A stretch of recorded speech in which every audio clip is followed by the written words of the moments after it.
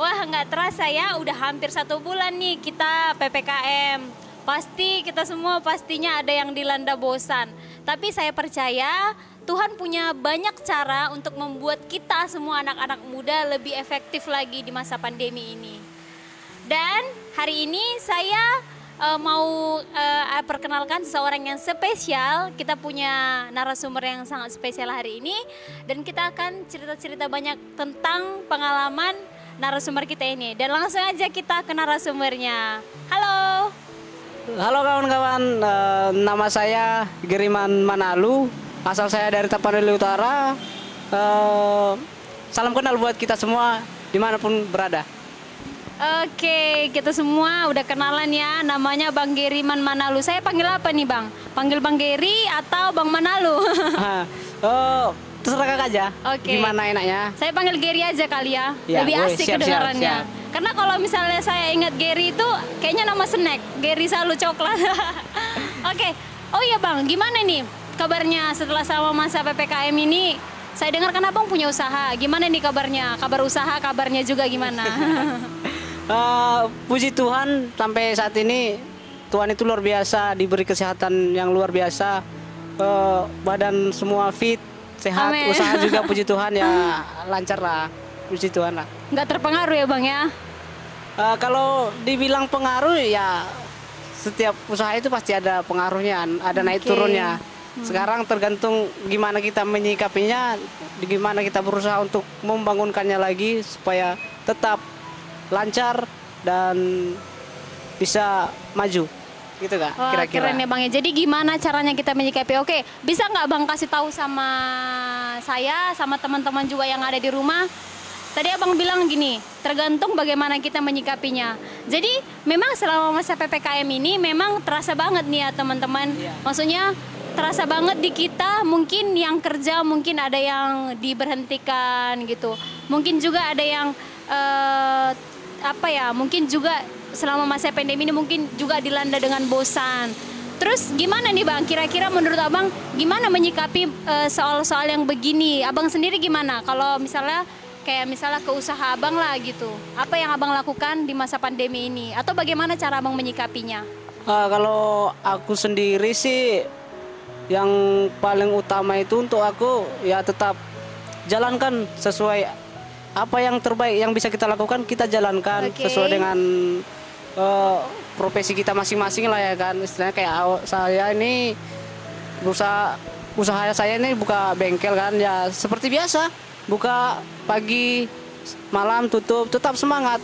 Yang intinya kita bersuka cita, apapun kejadiannya ya sukacita itu yang paling utama. Sukacita ya Bang Iya. ya. Oh berarti cara menyikapinya walau bagaimanapun mungkin pembeli pengaruh nggak Bang? Maksudnya yang datang misalnya gitu, yang mau bagusin, yang maksudnya yang konsumen gitu.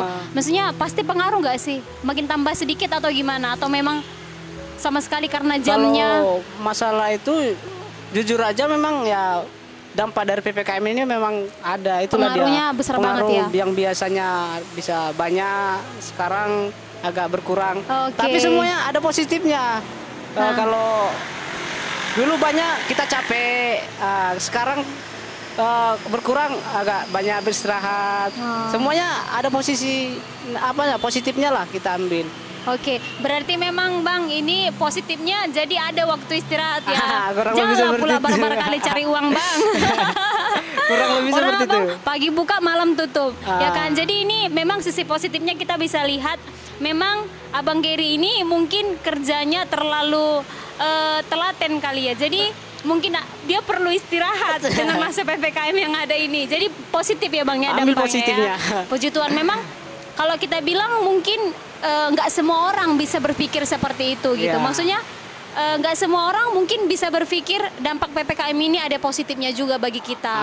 ada banyak Ada sebagian orang berpikir, aduh pemasukan nggak ada nih, atau aduh bosan nih gitu. Tapi yang saya lihat di Abang ini cara menyikapinya adalah ambil waktu rest juga, Iya. dan ambil hal positif juga di masa Betul, PPKM betul. ini. Dan bersyukurnya memang kan Bang, di masa-masa pandemi seperti ini, masa-masa anak-anak muda sekarang itu kan pasti banyak yang rebahan ya Bang ya. Banyak yang rebahan. Tapi walaupun begitu, Abang tetap buka di masa pandemi ini, cuma tetap ada waktu istirahat Adalah, begitu ya iya. Bang. Oke. Bang, boleh nggak misalnya saya tanya-tanya nih seputaran tentang mungkin hobi Abang gitu. Mungkin Boleh, tentang boleh. kehidupan Abang, boleh ya Bang ya? Boleh, Kak, boleh. Oke. Bang, langsung nih kita langsung ke pertanyaan pertama Oke, ya. siap. Jangan tegang kali ya Bang. Siap. Saya nggak ininya, maksudnya saya nggak tanya yang di luar dari konsep kita hari ini. Oke. Siap. Bang, yang pertama di usia yang masih muda gini, saya dengar Abang udah punya usaha sendiri, Abang sendiri tadi bilang Puji kan. Tuhan. Nah, apa sih motivasi Abang untuk membuka usaha ini sendiri? Maksudnya apa yang akhirnya mendorong Abang untuk buka usaha ini gitu? Motivasi ya. Kayaknya ini aku harus cerita dari awal, agak panjang ini. Oh, boleh Dulu- boleh Bang, silahkan. Dulu itu aku tamat dari SMP langsung pindah ke Medan. Sebenarnya usahaku ini memang sekalian usaha sekaligus hobi juga. Hobi ya Bang ya? Iya, dulu aku Hobi berangkat. tapi bisa jadi usaha ya Bang ya, keren keras Bang, seperti keren. itu. Dari SMP langsung terjun ke Medan, ngejar hobi dulu. Karena di kampung itu untuk fasilitas untuk dunia otomotif itu masih kurang. Jadi itu yang buat aku harus berangkat ke Medan untuk mengejar hobi ini, cita-cita ini, untuk sekolah di kejurusan otomotif gitu. Dan setelah tamat dari situ baru masuk dunia kerja. Setelah dijalan-jalani kerja beberapa tahun, agak ada lelah, bosan gitu kan. Barulah kita berpikir untuk gimana caranya biar bisa jadi punya usaha sendiri, menjalankan sendiri gitu lah Kak. Kurang lebih seperti itulah Kak. Oke. Mungkin nggak Bang, maksudnya Abang tadi bilang kelas 3 SMP udah berpikir untuk sejauh itu mungkin ya, maksudnya Iya. memutuskan untuk ke Medan dan juga melanjutkan hobi. Tadi Abang bilang di kampung kurang memadai dengan fasilitas di dengan kampung hobinya ya. Abang, fasilitasnya. Oke, akhirnya itu yang membuat Abang memutuskan untuk kembali ke Medan. Iya, Maksudnya iya, betul. pergi ke Medan dan melanjutkan hobi sekaligus melanjutkan sekolah Betul. di jurusan itu. Oke, Bang, kenapa sih? Oke, saya punya pertanyaan kedua. Kenapa Abang harus memilih? Oke, kita kan tahu semua orang pasti punya hobi ya. Iya, betul. Tapi kenapa harus memilih untuk membuka usaha itu? Membuka usaha bengkel. Kenapa nggak usaha yang lain gitu? Yang mungkin anak-anak muda sekarang lebih suka yang pakaian yang mungkin, maksudnya pekerjaan yang mungkin lebih rapi gitu kan, lebih bersih. Kenapa memilih bengkel yang pastinya udah pasti kotor-kotoran ya? Ini loh Kak, sebenarnya di dunia otomotif atau bengkel itu nggak selamanya kita bekerja itu harus kotor-kotoran gitu. Karena kita kerja bengkel itu juga bisa rapi, bersih, telaten. Bisa juga kita bekerja itu cuma dari kuku sampai sini aja yang kotor bisa. Oke. Asal kita rapi kerjanya, telaten, nggak amburadul pasti bisa. Jadi nggak kayak yang dibayangkan orang-orang kalau udah bengkel pasti kotor-kotor, jorok ya. Semua tergantung kitanya sendiri, cara kerja kita bagaimana gitu loh Kak. Karena memang selesai ngerjain bengkel, saya rasa pasti masih bisa bersihnya ya kan Bisa Bang? langsung cuci tangan gitu.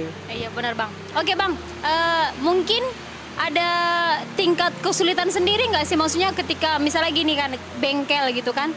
Abang pernah nggak rasa mungkin usaha bengkel itu nggak menjanjikan atau mungkin nggak menjamin? Karena kan kalau bengkel ini memang usaha-usaha sendiri gitu kan. Tapi kan nggak selamanya rame, nggak selamanya juga memang sepi gitu. Iya. Apa yang membuat Abang yakin dan percaya dengan usaha yang Abang jalani sekarang, dengan usaha yang Abang tekuni sekarang, dengan mungkin kan nggak ada jaminan sih di situ. Karena kalau misalnya pas lagi rame orang, ya rame. Kalau misalnya lagi sepi, pasti nggak ada dong pemasukan. Iya betul. Nah gitu. Kalau sebenarnya dulu waktu pas baru merintis itu terasa sekali itu sepi, baru merintis, pelanggan belum ada, baru beradaptasi dengan tempat sekeliling ya kan. Jadi yang hal-hal yang seperti biasa aku lakukan ya tetap optimis gitu loh. Karena kita buka kadang nggak ada, kadang ada. Belum ada pelanggan yang tetap gitu kan. Ya intinya kita harus tetap positive thinking lah. Tuhan itu nggak pernah membiarkan anaknya sendiri ya kan, bekerja sendiri, tetap selalu menolong itu. Karena apapun yang terjadi, aku pernah ingat satu ayat itu dari Yesaya 41 ayat 10 gitu. Kalau nggak salah itu Tuhan itu akan menolong kita. Amin. Dimanapun. Bahkan dikatakan jangan takut. Aku akan menyertai engkau seperti itu kurang lebih. Yesaya 1 ayat 9 ya Bang. Yesaya 41 Yesaya 41. ayat 10. Oke. Itu yang jadi motivasiku Kak sampai sekarang. Bicara tentang ayat favorit nih Bang, saya juga punya ayat favorit, hampir sama betul, nih. Yesaya 1 ayat 9 saya hafal, nggak usah tanpa buka ayatnya. Yesaya 1 ayat 9 berkata seperti ini Bang, bukankah telah kukatakan, kuatkan dan teguhkanlah hatimu dan jangan tawar hati, sebab aku ini Tuhan Allahmu yang akan menyertai engkau. Artinya memang penyertaan Tuhan ya Bang ya. Penyertaan Tuhan di dalam hidup kita itu udah pasti yang menjamin hidup kita. Itu udah pasti yang menjamin segala aspek kehidupan kita. Jadi mungkin yang Abang maksud di dalam pekerjaan pun pasti Tuhan akan menyertai semua aspek. Iya benar Bang. Oke Bang, saya juga belajar bersyukur bisa berbagi pengalaman dengan Abang. Mungkin ini satu hal yang mungkin anak-anak muda perlu belajar ya Bang ya. Karena untuk membuka usaha sendiri itu nggak gampang, itu yang pertama. Yang kedua, pasti ketika udah jalan usaha belum tentu juga maksudnya yang langsung naik langsung mau ya naik terus gitu kan, pasti ada pasang surutnya gitu kan Bang. Tapi walau dengan begitu Abang tetap percaya penyertaan Tuhan sempurna. Amin Bang. Oke, langsung aja Bang ke pertanyaan ketiga. Selain membuka bengkel, saya dengar Abang juga aktif di dalam dunia pelayanan di gereja, ya kan Bang? Nah, kapan Abang mulai aktif di dalam dunia pelayanan Bang? Kalau di pelayanan itu, dulu aku mulai dari SMP sampai SMP lah, kelas 1 sampai kelas 3 aku udah mulai pelayanan di bagian musik, main keyboard. Baru sampai ke Medan itu tinggal, baru mulailah lagi di pelayanan di Medan. Kalau nggak salah itu tahun 2019 lah, kalau nggak salah baru mulai masuk pelayanan di Medan. Di situ mulai aktif ya Bang ya, memutuskan untuk aktif. Oke, jadi apa yang membuat akhirnya Abang untuk membuat hati Abang tergerak untuk aktif di dalam pelayanan? Karena kan dulu mungkin abang baru-baru ini buka bengkel ya, maksudnya ya kan, benar. Jadinya gimana dengan membagi waktu bekerja, kan masih bekerja dulu ya sama orang, bekerja sambil pelayanan. Gimana caranya Abang membagi waktu? Waktu sebenarnya nggak pala terganggu ya kan, karena kita pun punya usaha, cuma buka dari pagi sampai malam kan. Kalau kita untuk pelayanan itu biasanya aku pelayanan hari-hari Sabtu sama hari Minggu, jadi nggak perlu terganggu sama pekerjaan. Baru prinsip yang ku pegang itu jangan kasih waktu sisa untuk Tuhan. Kalau bisa yang utama lah untuk Tuhan. Jangan kasih waktu sisa untuk Tuhan. Ya, jangan teman-teman pekerjaan pelayanan kita jadi terganggu, seperti itulah kerasa. Jadi mungkin yang saya maksud begini Bang. Jadi memang setiap Sabtu ada pelayanan, maksudnya mulai latihan. Tapi kan dengan latihan yang ada, maksudnya kan pasti ada persiapan nih, prepare untuk diri sendiri sebelum ketemu sama tim yang lainnya. Maksudnya gimana dengan waktu yang maksudnya waktu yang Abang sediakan cukup nggak gitu dengan waktu kerja gitu? Kalau dibilang lebih dari cukup. Lebih daripada cukup. Iya, karena sembari aku kerja, seperti aku biasa, pengalamanku biasa ya. Kalau aku kerja, aku itu selalu ngidupin musik itu. Sambil ya Bang sambil ya? bekerja, Tapi bukan waktu sambil sisa ya Bang? dengar lagu, sambil ngulik-ngulik. Kalau lagi kosong dia, paling kita ambil ngulik-ngulik laguan bagian-bagian partnya gitu kan. Yang agak susah, itulah mungkin kita kerjakan. Oke, Bang, yang saya tahu Abang juga kan bukan pegang satu jenis alat musik, ya kan? Bener dong. Yang saya tahu abang ada pegang beberapa jenis alat musik gitu. Mungkin kayak di luar dari keyboard, mungkin gitar, bass gitu ya. Gimana sih itu abang? Maksudnya abang pernah les musik atau bagaimana? Maksudnya atau mungkin belajar di dalam dunia pelayanan juga atau bagaimana? Boleh cerita dong sedikit sama teman-teman. Sebenarnya aku tahu bermain musik itu secara autodidak, bisa dikatakan seperti itu. Autodidak ya bang ya. Tapi nggak mungkin dong bang nggak ada yang ngajarin gitu. Ada. Dulu waktu pertama kali megang keyboard itu aku diajari sama bapak di kampung dulu, pelayanan di gereja juga.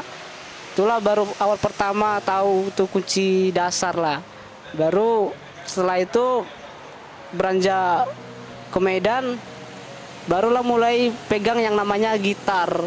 Itu pertama kali itu aku ingat betul, itu pertama kali dikasih kunci-kunci dasar chordnya itu sama Bang Johnson itu. Ingat kali aku ditulis. Halo Bang Johnson kalau lagi nonton. Halo. Murid pertama bang. Ditulis di kertas tuh, tulis, dibuat apanya chordnya. Baru itulah belajar sendiri otodidak, udah mulai agak lancar. Baru masuk ke bass. Di bass itu aku juga sama diajari sama Bang Ari juga. Bang itu Ari, semua ya. ya. Oke. Diajari semua kunci-kunci dasar, C di mana, D apa segala macam dari situ. Makanya dibilang kalau menurut aku rasa bersyukur sekali nih bisa tahu kan ada orang-orang baik di sekeliling aku gitu kan. Amin. Itu semua karena berkat Tuhan juga. Jadi makanya itu aku memutuskan untuk yang aku punya ini bisa untuk memuliakan nama Tuhan seperti Amin. itu. Ya. Jadi setelah aku udah diajari untuk bermain musik, jadi kita gunakanlah itu untuk kemuliaan Tuhan, untuk pelayanan di gereja ya kan, sesuai dengan apa yang kita bisa. Dengan belajar otodidak dan juga ada yang mau mengajari. Tapi memang kan bang, sekalipun memang belajar otodidak, sekalipun mungkin ada yang mau dengan rela hati mengajari, tapi sebenarnya itu kembali lagi kan bang sama kita. Maksudnya gimana kita kasih hati kembali kan bang. Betul. Karena yang namanya setiap pencapaian pasti harus kasih hati dulu. Karena ketika udah kita kasih hati, pastinya apapun itu mungkin kita akan lebih dengan senang hati mengerjakannya. Akan lebih dengan senang hati belajar. Kalau aku menganggap itu sebagai kayak hobi lah, hobi gitu. Hobi jadi kayak hobi ya bang ya. Ini harus. Nah, kayak target gitu ya kan. Oke. Jadi itu yang akhirnya membuat abang, ini nih alat, maksudnya aku bisa bermain musik. Maksudnya itu juga bisa kayak sambil bekerja, sambil belajar musik. Bisa. Dan memang sekarang jadinya semua yang abang tahu itu bisa abang bawa untuk kemuliaan Tuhan. Ya, puji Tuhan. Semua bisa alat musik yang bisa abang untuk mainkan. Tuhan. Ada nggak bang nih kira-kira alat musik yang nggak bisa abang mainkan? Kalau dibilang alat musik yang nggak bisa dimainkan masih banyak. Masih banyak alat musik itu banyak. Ya udah yang di gereja aja deh bang, yang biasa di gereja satu aja bang.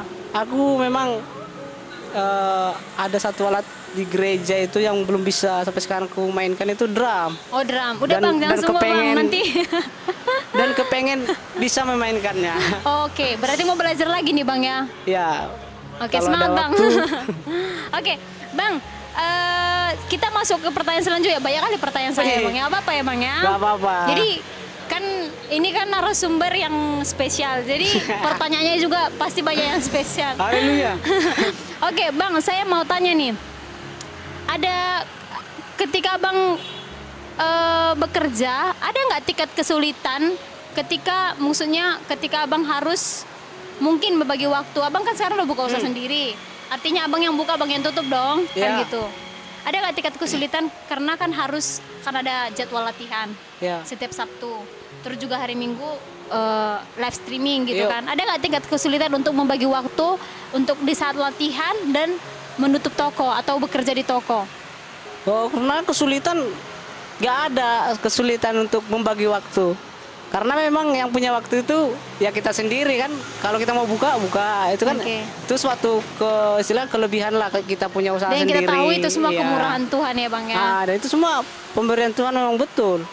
Karena Kalau dari materi kita hitung-hitungan, kita tutup untuk latihan, itu kita udah mengecewakan pelanggan seperti itu kan. Tapi Iya, kan benar. di balik itu ada yang lebih besar yang Amin. sudah disediakan Tuhan untuk kita. Amin. Itu. Gak apa-apa kita merelakan waktu ini untuk kemuliaan nama Tuhan. Oke, berarti kembali lagi seperti yang kita bilang tadi, bukan Iya. waktu yang sisa. Ya betul. Adalah Itu jadikan yang utama. benar, Bang. Karena memang kita tahu, Bang, kita hari ini masih bisa berjumpa, Iya. mungkin kita masih bisa menghirup udara segar. Betul. Itu semua berkat kemurahan Berkat Tuhan. Tuhan. Jadi ketika pun harus memberi waktu untuk pelayanan, itu sebenarnya jauh lebih berarti dibanding Iya. harus mungkin membuka toko ya, Bang ya. Iya. Puji Tuhan, terpujilah Yesus. Karena memang gak semua anak muda seniat ini gitu loh. Maksudnya gak semua anak muda punya hati kayak abang gitu loh. Oke Bang, mungkin bisa diminum Bang. Oke, minum ya. Oke. Oke Bang, jadi pertanyaan terakhir nih, Iya, terakhir ya siap. kan. Sebagai anak muda, saya sendiri aja, tapi nggak saya bilang saya gengsi sih. Sebagai anak muda, abang sendiri kan kotor-kotoran nih, kan di bengkel kan. Ya memang abang bilang tergantung sih, bisa kadang-kadang nggak selalu kotor Iya. gitu kan. Tapi pasti kotor kan? Kan nggak selalu kotor, tapi Iya. pasti ada kotornya. Nah, ada Pasti. nggak mungkin rasa minder atau rasa ya memang itu hobi lah. Ya. Gitu kan, tapi ada rasa minder nggak misalnya lihat kotor-kotoran begitu dengan mungkin pekerjaan yang seperti itu gitu kan, ketika mungkin ketemu sama teman-teman lain yang mungkin lebih wow Ya, pekerjaannya gitu. Sebenarnya kalau untuk rasa minder itu nggak ada. Oh ya, Karena kalau kita kumpul nih kan orang-orang pakai barang-barang branded atau apalah segala macam, kita tuh tampil biasa aja. Karena kalau menurut aku ya, yang menilai kita itu bukan manusia, jadi Tuhan yang di atas. Iya. oke. Walaupun kita pakai apa segala macam, yang penting kita pakaian kita sopan, rapi itu kan. Tuh Tuhan, hati kita yang ditengok, bukan penampilan. Yang paling penting itu dari dalam ya Bang Iya, ya. bukan penampilan. Oke, berarti gak gengsi ya Bang ya. Enggak, gengsi enggak lah. Oke, jadi teman-teman kita banyak belajar dari Bang Gary ini. Gimana memang dia punya hobi, tapi bukan saja tidak cukup hanya punya hobi, tapi dia mengerjakan hobinya itu, yang artinya dia punya niat dan dia mau mengerjakan niatnya itu. Dia mau mengusahakan niatnya hingga sampai pada pencapaian goalnya. Tapi memang semua orang pasti ingin goalnya tercapai. Tapi yang kita bisa belajar dari hidup Bang Gary adalah sekalipun memang dia punya niat, sekalipun dia mengusahakan pekerjaannya, dia tidak lupa untuk mengikut sertakan Tuhan di dalam hidupnya. Karena Ya, betul. teman-teman harus tahu itu hal yang paling penting. Hal yang paling penting adalah mau sekecil apapun usaha kamu, mau kamu atau sebesar apapun usaha kamu, mengikut sertakan Tuhan di dalam segala aspek kehidupanmu, itu yang paling penting. Karena tapi saya nggak bilang ketika kamu pun buka usaha kecil atau besar kamu akan oke saja, akan baik-baik saja. Tetapi percayalah, ketika kamu mengikut sertakan Tuhan di dalamnya, apapun pekerjaan kamu, mau itu naik turun, kamu nggak akan kecewa. Karena Betul. kamu percaya Tuhan menyertaimu. Ya, Karena kamu percaya ada janji Tuhan yang menanti di depan. ya. Dan Haleluya. itu yang membuat kita akhirnya bisa kuat dan kita bisa dengan percaya diri Ya. menjalankan usaha. Itu yang saya belajar dari kehidupan Bang Gary dan pengalaman sukacita. Bang Gary. Benar nggak Bang? Bersukacita. Sukacita, oh Siap. ya, sukacita itu yang paling, itu juga dia, sukacita. Karena nggak semua orang bisa sukacita. Maksudnya dalam keadaan susah-susah siapa juga yang bisa sukacita. Tapi kita bisa belajar dari Bang Gary, dalam keadaan apapun tetap sukacita karena tahu dan percaya janji Tuhan. Ya, betul. Amin ya. Amin. Oke guys, sekian dulu hari ini pertemuan kita dengan narasumber kita yang spesial, Bang Gary Manalu ya, Bang Gary Manalu. Oke, sekian dulu mungkin sampai di sini, dan semoga apapun yang hari ini kita dengarkan tentang cerita tentang Bang Gary boleh menjadi pelajaran buat kita, boleh menjadikan sesuatu yang mendorong kita, mempush kita untuk mengusahakan niat kita dan mengikut sertakan Tuhan di dalam apa yang kita usahakan dan di dalam segala aspek kehidupan kita. Oke guys, sampai ketemu minggu depan di Empowering Youth AGF. Bye bye.